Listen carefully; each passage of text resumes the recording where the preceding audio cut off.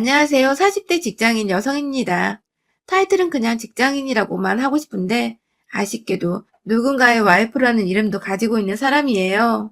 혼자가 낫다며 산 지난 40 몇 년이 지난 세월 동안 단 한 번도 제 결심에 후회를 해본 적이 없다가 그래도 혹여나 이 사람은 다르겠거니 하는 마음에 정말 기대만 가득 채운 채 시집을 왔는데 정말 제 인생 중에서 가장 다사다난하고 여진이 수시로 강림을 하던 순간이 아니었나 싶습니다.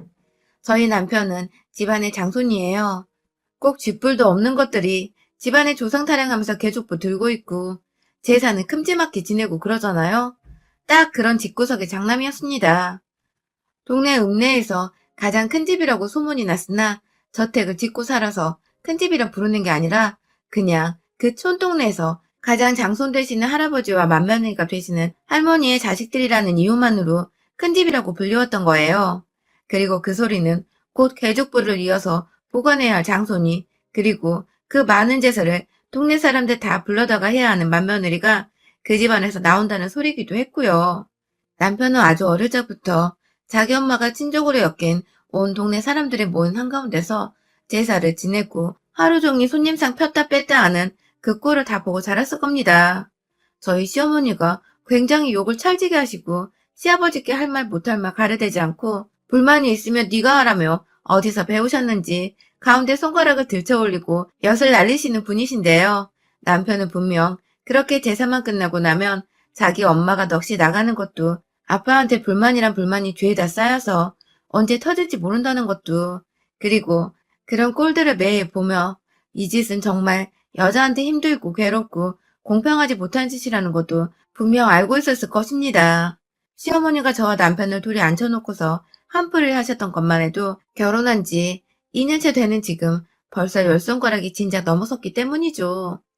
며느리 앞에서도 신세한탄 하시면서 힘들다고 죽고 싶다 목 놓아 부르시던 분이신데 자신만 딸랑이던 앞에서는 오죽하셨을까요? 하지만 우리 남편은 저와 결혼하기 전 그러니까 우리가 서로 좋아 죽겠다고 사귀고 있던 시절에 이런 집안 얘기에 대해서는 단 한마디도 저한테 꺼내질 않았었어요. 결혼 얘기가 오고 가던 때에도 제가 혹시나 하는 마음에 요즘 사람들은 남의 집 조상 모시려는 거 껄끄럽다 면서 미리 제사가 있으면 알려주기라도 하고 마음의 준비나 결혼에 대해서 생각을 해볼 시간을 달라고 분명 누누이 말을 미리 했었는데도 불구하고 이 새끼는 단 한마디를 해주지 않았었습니다.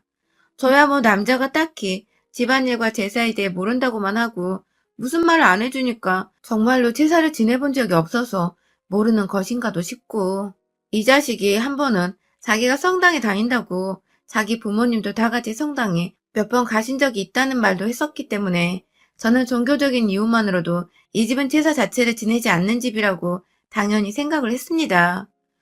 위로 누나가 둘이 있다고 하는데 누나들하고도 막내가 잘 없을 뿐더러 서로 바쁘게 사느라고 얼굴 보고 살 기회가 적다고만 해서 전 이상하다고 생각을 하긴 했으나 정말로 형님 될 분들이 딱히 동생과 각별하게 지내는 사이는 아니라고 생각을 했습니다.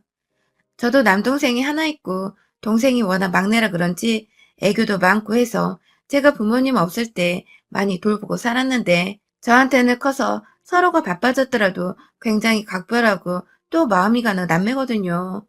얘가 여자친구가 생겼다고 하면 뭐라도 돈이라도 쥐어줘서 맛있는 거 사 먹으라고 하고 동생이 결혼할 적에는 올케 소원 들어준다고 하와이로 신혼여행도 제가 사비터로 보내줬습니다. 그땐 제가 결혼할 생각이 없었기도 했었고 그냥 필요 이상인 건 알지만 제 마음이 돈이 얼마가 들던 말던 그냥 해주고 싶었어요. 제 동생이고 동생이 사랑한다는 여자인데 그 정도는 경제적 여유가 있으니 별로 손해볼 일도 아니라 생각을 했었죠. 하지만 이 집구석의 형님들은 분명 남편이 왕래하기도 힘들다고 했었는데 결혼하고부터는 없던 관심과 애정이 갑자기 생겨난 것인지 평소 거들떠도 안 받다는 집안 제사를 저한테 가르치기 위해서 둘이 번갈아 가며 전화가 와서는 좀 보자고 일하는 사람을 불러내려고 하질 않나. 시어머니께는 말을 뭐라 했는지 시어머니가 내가 생각해보니 너한테 말을 제대로 안 해준 것 같다 하면서 제사 지내는 거 제대로 거들게 하려고 절 또 일하는데 불러내려고 하시질 않나.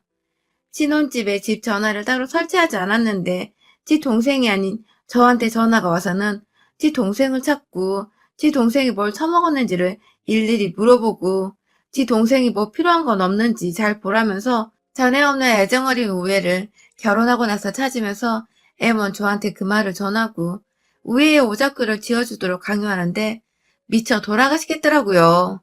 그나마 시어머니는 제사 지내고 이 집안에서 맏며느리로 살아가는 게 힘든 걸 아니까 시누이들 등살에 밀려 전화를 하면 그때뿐이고 자기 죽기 전에 이 말도 안 되는 제사를 모조리 없애고 갈 거라며 제 앞에서 몇 번 씩씩거리기도 하셨었는데 시누이들은 얼굴도 안 보이는데 주기적으로 전화를 해서는 사람 피말리고 귀찮고 연병 떨게 만드니까 제가 속이 뒤집히지 않을 수가 없었습니다.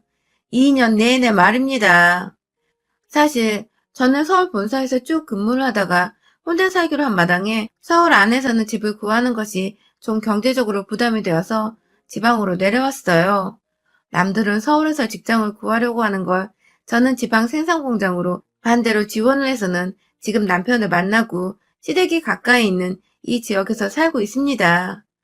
회사에서 구해준 집에서 지내다가 제 돈으로 아파트 하나 마련해서는 쭉 살았고 다시 서울로 돌아갈 일도 없고 그렇게 되면 회사를 그만두고 현장에서 다시 재취업을 하거나 경력직으로 다른 곳으로 이동할 예정이었던지라 딱히 다가올 변화라고는 할 것이 없는 상태였죠. 그런 와중에 남편을 건너 알게 되었고 남편의 대시로 싱글라이프를 꿈꾸던 상태에서 연애를 무작정 시작했습니다. 그땐 뭐 눈깔이 삐었었기에 그랬던 거라 말씀드리면 여러분들의 이해가 쉬울 것 같아요. 연애를 할 적에 남편은 그래도 자기 일이 있는 사람이고 그 분야에서는 나름 알아주는 젊은 노동자였고 하나같이 주변 사람들의 평판이 나쁘지가 않았습니다. 그런 점이 오랫동안 혼자 있던 제가 결혼을 결심하는데 나름 큰 부분을 차지하기도 했었죠. 남들이 인정한 성실하고 반듯한 남자라는 사실이 제게는 결혼이란 위험을 부담하고 이 남자와 살렸는데 나름의 건강하다는 건강검진 증명서 같은 것이었거든요. 하지만 그렇게 나름대로 따지고 들면서 한 늦은 결혼이었는데 이렇게 전후가 다를 줄이야 정말 상상 이상이었습니다. 제가 제 자가집이 있다고 했잖아요. 그걸 연애 때부터 남편이 알고 있었는데 결혼을 할 적에는 그 집에서 신혼집을 차리자고 하더라고요. 저야 뭐 싫은 건 아니지만 그럼 남편은 결혼을 하기 위해 뭘 준비해 오는지 하도 당당하게 제 집을 요구하길래 남편한테도 뭘 들고 오냐고 물어봤더니 자기 사랑 일 앞디다. 이 갓나 새끼가 진짜 제가 정색을 하자 그 소리를 금방 집어치웠지만 실제 남편은 저보다 나이도 3살이 많은 사람이 사회 경력으로 따지면 저랑 비슷한데 모아놓은 돈이 정말 몇 푼 안 되는 건지 옆 동네 부산까지 가서는 이케아에서 살림 가구를 사왔습니다. 그나마도 지네 누나들이 가서 사오라고 했다면서 누나들이 살림은 으뜸이라고 누나 칭찬하는데 와 진짜 뭐 이런 놈이랑 내가 결혼한다고 했나 싶어서 순간 후회막심이더라고요. 그 와중에 형님들은 결혼하고 나서도 꼭 저한테 전화로 내가 꾸며준 집 보고 싶다 얼른 이지랄을 하면서 겨우 이케아에서 가구 싸게 사는 법만 가르쳐 줬으면서 자기들이 꾸몄다며 제 명의의 제 집을 보고 싶다는 헛소리를 해댔고요. 실제로 큰형님은 부모님 둘 중 한 분 돌아가셔서 혼자 사시기 울적하시게 되면 저희 집에 모시고 살라며 아직 돌아가시지도 않은 시부모 방 하나를 제 집안에 만들어 놓으라고까지 하더군요. 지가 뭔데 내 집에 내 피 한 방울 안 섞인 지들 부모 방을 만들어 놓으라 말을 하는지. 제가 이때 제대로 정신을 차렸어야 했는데 말이죠. 그래도 작년 한 해 코로나 때문에 사람들 모이는 게 위험하다고 매일같이 정부에서 뉴스로 말을 해주니까 한동안 형님들을 포함해 시댁 식구들을 만날 일이 없었습니다. 코로나 터지기 전에 하도 직구경을 하고 싶다고 해서 초대를 하고 싶었지만 해준 게 아무것도 없으면서 결혼 한 달 만에 제사에 시달리고 형님들 전화에 시달리게 한 게 너무 열받더라고요. 그래서 시댁 식구들한테 저 혼자 퇴근하고 고생해서 혼자 요리하기가 싫다며 남편한테 앞치마 씌우고 음식을 차리라고 했죠. 물론 갈비며 잡채며 손 가는 몇 음식들은 제가 했지만 말입니다. 그런데 집에 오자마자 지 아들, 남동생이 앞치마 차리고 그깟 데코용 안주 음식 몇 개 만들고 있는 거 가지고서 어떻게 신랑한테 이런 거 시켜? 라며 기겁을 하는 바람에 제가 우리 집에 올 때 요리는 가족들 입맛 잘하는 남편이 항상 책임질 거예요. 라고 말해줬답니다. 그러고 나서는 다들 한 번도 집으로 찾아오려 한 적은 없었어요. 아무튼 코로나로 한동안 잠잠하던 시댁 소식이 2021년 대바람부터 들려오기 시작했습니다. 비록 결혼하고 1년 차는 아무것도 모르는 상태에서 제사하러 시댁으로 끌려다니고 시누이들 전화 받느라 정말 팔자에 없는 삶을 산다며 무지하게 스트레스를 받았었는데 코로나 터지고 나서 일단 제사를 가지 않는 것만으로도 어른들 마주하지 않아도 돼서 좋았고 시누이들도 자연스레 집에서 자식들 케어하고 뭐하느라 정신이 없었는지 연락이 뜸해지다가 완전히 끊겼어요. 그런데 딱 올해가 되면서 남편이 저한테 눈치를 보면서 물어보더라고요. 아무리 그래도 우리가 아랫사람인데 어른들한테 새해 인사는 해야 하지 않겠냐고요. 듣고 보니 껄끄러웠지만 정말 그게 맞는 것도 같고 연말에 따로 인사를 드리지 않았으니 새해라도 드려야 하지 않겠냐며 그냥 시댁으로 한번 찾아갔습니다. 차로 조금만 가면 되는 거리이기도 하고 저희 둘만 잠깐 들려서 인사만 드리고 오면 되지 않을까 싶었거든요. 가는 길에 두 분 장 보러 다니시기 불편할 것 같아서 기본적인 찬반에다가 식재료까지 인근 마트에서 사가서는 집에 들어갔어요. 시어머니와는 가까운 사이는 아니었지만 우리는 같은 이 집의 며느리로서 제사 지낸다고 힘들어하는 유대감이 있었기 때문인지 어머님도 이참에 그냥 싹 제사는 자기 혼자 지내다가 치워버릴 거란 소리를 또 반복하시며 입으로 시아버지 욕을 왕창 하셨고요. 그게 조금 웃었지만 욕하시는 소리에 왠지 제가 남편 욕을 하는 것도 같아서 속이 뻥 뚫리는 기분이었죠. 그런데 그때 뒤에서 안 와. 시누이들이 지 새끼들까지 다 끌고 와서는 엄마 나왔어 하며 들어오는 겁니다. 남편이란 놈은 지들 누나를 불렀으면 불렀다고 말을 해야 할 텐데 그걸 끝까지 저한테 말 안 하고 그냥 있다가 지들 누나 오니까 누나들 내가 불렀어 하면서 해맑게 쳐웃는데 진짜 확 눈가를 찢어버리고 싶었어요. 아직 비수도권도 5인 이상 사적 모임 금지하고 있지 않나요? 근데 남편은 자기가 엄마 집에 간다고 또 누나들한테 쪼르르 전화를 해서는 말했고 그렇다고 그 얘기를 듣고는 시누이들이 좋다고 또 해볼래 하며 친정으로 온 겁니다. 그중에 큰 시누이가 진짜 성격이 별나요. 이케아에서 신혼가구를 사라는 것부터 집안에 시부모 방 만들라고 주동한 게 다 큰 시누이였는데요. 저를 보자마자 한다는 말이 와, 너 진짜 오랜만이다. 너가 안부 인사도 하러 다니니? 하며 비아냥대는데 제 주먹을 꽉 쥐면서 참았어요. 좋은 감정을 가진 사이도 아니었고 그렇다고 자주 보는 사이도 아니었는데 최소한의 말은 좀 예의 바르게 해주면 좋았을 텐데 말이죠. 그딴 생각은 밥 말아먹은 건지 비아냥부터 되던 시누이는 글쎄 아이들을 다 데려다가 손도 안 씻기고 시어머니 시아버지를 안아보라며 막 좋다고 그걸 또 사진을 찍고 있는 겁니다. 네, 저희 시누이가 SNS를 좀 활발하게 해요. 저도 결혼하고 얼마 지나지 않아서 저한테 인스타 친구 추가를 했길래 그때 처음 알았고 그 후로 저는 인스타 계정을 아예 새로 파서 비공개로 지인들과만 쓰고 있고요. 아무튼 그 모습이 너무 좀 안찔해 보여서 애들아 손부터 먼저 씻어야지 하고 좋게 타일렀어요. 분명 좋게 타일렀어요. 저라고 절대 싸움 따고는 아니니까요. 눈치껏 시댁에서 좋게 비유 맞추다가 무사히 집으로 돌아가는 게 소원이었던 저입니다. 그런데 작은 시누이부터 큰 시누이까지 제가 그 얘기를 하자마자 뭐 그리 기분이 나빴다는 듯 갑자기 웃다 말고 서로 눈을 마주치며 썩소를 날리더군요. 누가 봐도 빈정상했고 열받았다는 그 표정으로 말이죠. 그리고는 이내 야, 내 새끼들 내가 알아서 키울게 하며 급기야 저한테 야라고 하는데 더 빡치는 건 중간에서 남편이 그걸 눈치만 보고 있고 누구 하나 말 조심하려고 주의를 주고 있지 않더군요. 남의 편밖에 없는 시댁에서 저는 혼자 완전히 쫄 뻔했지만 할 말은 해야겠더군요. 야라뇨 형님, 호칭 똑바로 쓰세요. 그리고요, 뉴스 안 보세요? 매일같이 5인 이상 집합 금지라고 하는데 대놓고 이렇게 몰려오면 어쩌자는 거예요? 그 와중에 애들 손도 안 씻기고 말이야. 라고 무식해서 상종 못하겠다는 표정으로 따박따박 말대꾸를 했습니다. 그러자 형님은 작은 형님부터 큰 형님까지 뭐가 그리 억울한지 씩씩거리면서 너 지금 뭐라고 했어? 라며 발악을 하고 자기 화났다는 듯 열받는 티를 내는데 꼴이 너무 마치 학교 다닐 때 날라리 옆에서 셔틀이나 날리던 애가 날라리 없을 땐 지가 뭐라도 되는 줄 알고 기고만장해져서 기선제압을 하려고 하는 꼴이더라고요. 저야 뭐 학교 다닐 때부터 날라리도 아니었고 셔틀도 아니었지만 그런 애들 자체를 경멸하고 무시하려 했고 또 한심하다 못해 수제반 것들이라고 생각을 하며 살았던 사람인지라 결혼 초부터 지금까지 단 한 번도 저한테 윗사람으로서 모범을 보여준 적도 없고 마음 편하게 해준 적도 없는 신우이에게 머리를 조아릴 마음이 들지 않았어요. 그러자 큰 신우이가 그러더군요.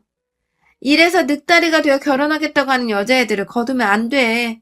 다 하자 있는 것들이라 결혼을 못하다가 하는 건데 뭐.